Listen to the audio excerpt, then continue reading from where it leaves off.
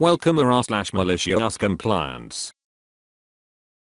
My Catholic teacher calls for my suspension for asking the wrong questions. I decide to behave.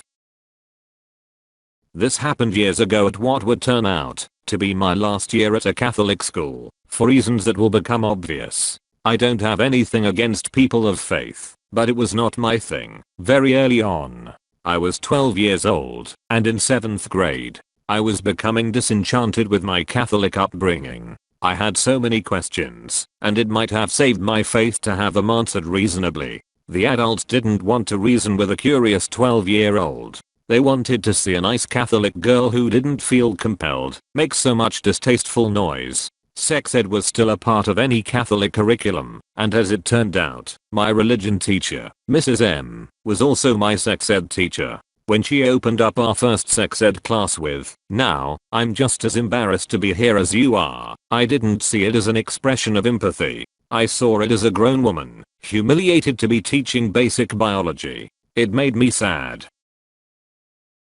Junior high sex ed wasn't just biology, though. It was an effort to shape our view of the world. Mrs. M taught us sexual health as per Catholic doctrine, and also peppered in some of her own weird, personal viewpoints, shaped by her own history, I guess. We had this box at the front of the class, where we could discreetly write down and drop off the questions we were too nervous to ask out loud. Someone asked what orgasms feel like for women. We knew men ejaculate, but what do women do? Mrs. M did not explain, perhaps because she hadn't had one a day in her life. She said, the women's orgasm is not a necessary part of sex. It is not necessary for procreation, and sex is for the purposes of procreation. That sounded very dodgy to me. I brought her statement home to my mother, who had always been very open with me about these things. I asked her if women really weren't supposed to enjoy sex all that much. She was horrified.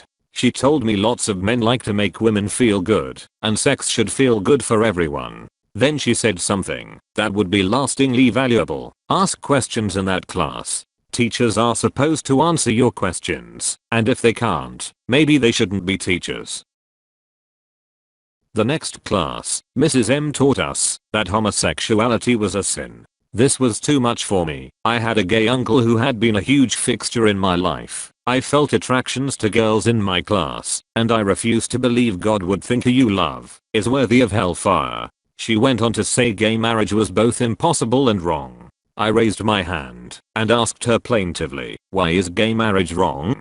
Her answer was, because they cannot procreate, and procreation is the purpose of marriage. I sat silently. I didn't demonstrate agreement nor dissent. I went home and thought about that for a while. I needed to come back to sex ed class with an inquiry that was going to properly fuck Mrs. M shit up. It didn't seem like an easy task, but I came up with something I thought was worth trying out. The next sex ed class rolled around. Mrs. M taught whatever stuffy deplorable lesson she had in the plan. Then she opened up the class to questions. I raised my hand. She called on me, and I said, if a woman is infertile, but she really loves the man she's with and wants to share the sacrament of marriage with him, does the church approve the marriage? It was a no-brainer for her. Of course. I followed up with, but she can't have children, and marriage is for procreation. Why can she get married, but two men or two women who can't procreate can't? Anyone who is seasoned in Christian apologetics can explain this one pretty easily. But I had hit Mrs. M somewhere deeply personal in front of 30 other children. Mrs. M was a married woman of around 50 or so, with no children of her own, very unusual for a Catholic woman who doesn't believe in birth control. Mrs. M was infertile, and to her, I was questioning the sanctity of her marriage, and its validity in the eyes of the God she'd dedicated her life to. It was a sucker punch, and she couldn't collect herself to punch back. She instead flew into a rage. Her face became a deep shade of red as she said, "This is not a debate class," and sent me to the office. For context, I didn't know Mrs. M was infertile. It's something my mother told me post-office battle. An apology letter was determined to be insufficient by Mrs. M. My mom came to collect me, and a battle ensued. Mrs. M wanted blood by way of suspension, and my mother was having none of it. Curious kids don't get suspended for questioning what they are taught. The only thing that worked in my favor was my history of being a nerdy, non-disruptive child with good grades. A compromise was struck. I wouldn't get suspended, but I could not participate in sex ed class, nor religion class. My grades in those classes would be determined solely by the written portions. These written portions were completed at a desk positioned outside the classroom, which Mrs. M smugly carried out for me every class. I didn't mind working outside of the classroom, because to me, it was a good example of the ease in which an adult can collapse under a child's questioning. I decided that religion and sex ed would become my specialty classes. I would master the curriculum, I would get the best grades I could, and Mrs. M would have to watch it happen. I worked very hard, harder than I had in any other classes. I studied at length, and did additional research online. I finished out the semester with about 95% in sex ed, and 98% in religion. The final exams for both classes were entirely multiple choice. I was permitted into the classroom, to be supervised for the exams, and there was no room for her biases to creep into her grading. She passed me the Scantron sheet back from my religion exam 100%. I thanked her with a saccharine smile. She fixed me with a grim expression, before moving on to the next classmate. A few days later, it was the Scantron sheet for the sex ed exam 100%. I said, "Thank you for all you've taught me," as I smiled up at her. She said something under her breath and moved on. Mrs. M hated me with a distinctly unChrist-like passion, and she found other ways to express it in the following semester. It warms my heart a little to think of her having to grade all my schoolwork, one correct answer after the other. The relentlessly curious, heretic nerd girl was a pain in her side that wouldn't go away. Worst of all, she demonstrated that she understood what you were teaching. She just didn't believe in it. TL. Doctor, my Catholic sex ed teacher tried to punish me for questioning doctrine. A compromise punishment was struck, and I in turn resolved to ace all her classes. She hated me with a passion, had to grade all my assignments correctly, and watched me get honors. The Bible mostly mentions men and leaves out the women, unless they are important to the storyline of the men. Many of them are not named, such as Noah's daughters-in-law. Did Noah have only sons, or did his daughters die in the flood? Depends on interpretation, none are mentioned.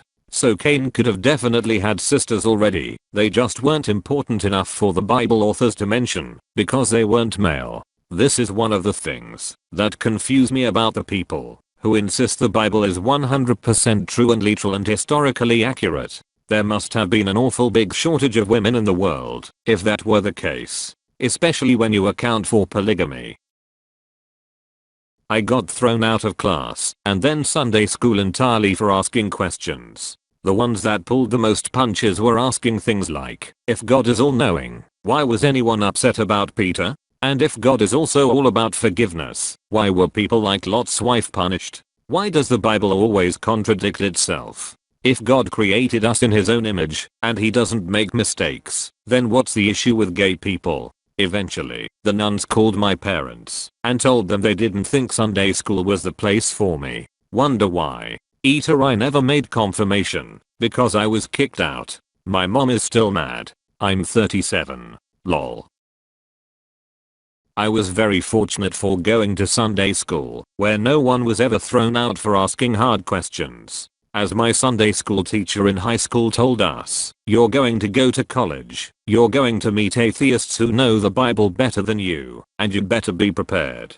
And the way to be prepared was to ask those questions then and there, discuss the issues openly, show that even among the adults there was room for disagreement, and instill in us an attitude of curiosity and constantly asking questions, and helping us to figure things out on our own. My current interpretation isn't exactly orthodox, and I think she'd be very pleased by that. Not that she'd agree with it, but getting us to agree was not the goal, because they would never be so arrogant as to assume that the current church doctrine was the ultimate definition of divinity. Rather, the goal was for us to find divinity on our own and work with others to come to a mutual understanding. I was also the curious child during sex edition. After many years, I became a teacher and was now in charge of teaching sex edition. I took the district's curriculum and realized it hadn't changed much in the 30-year gap between student and teacher.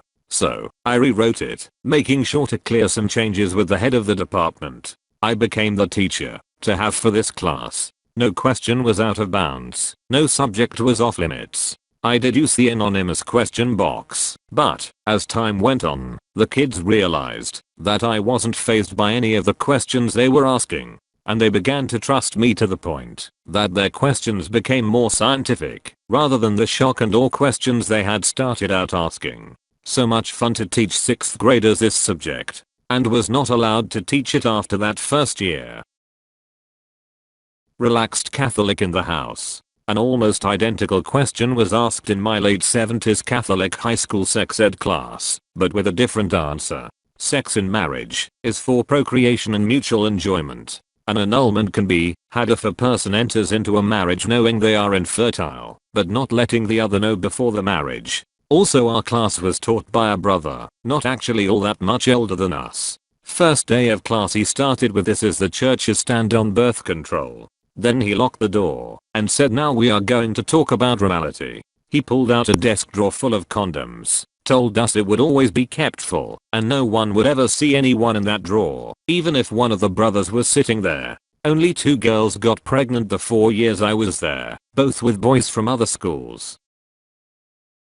It must be taken into account that it is naturally difficult for the woman to adapt herself to the man in the sexual relationship, that there is a natural unevenness of the physical and psychological rhythms, so that there is a need for harmonization, which is impossible without goodwill, especially on the part of the man, who must carefully observe the reactions of the woman. If a woman does not obtain natural gratification from the sexual act, there is a danger that her experience of it will be qualitatively inferior, will not involve her fully as a person. Street. Pope John Paul II, our second to last pope, who is now a canonized saint, basically said that men need to make sure their wives climax, because if he doesn't she will feel like she wasn't fully involved as a person. Mrs. M really needs to read up on Catholic theology of the body. Sex is awesome and natural, and shouldn't be shunned. Thank you for watching. If you enjoyed the video, hit like. If you would like to see more, feel free to subscribe.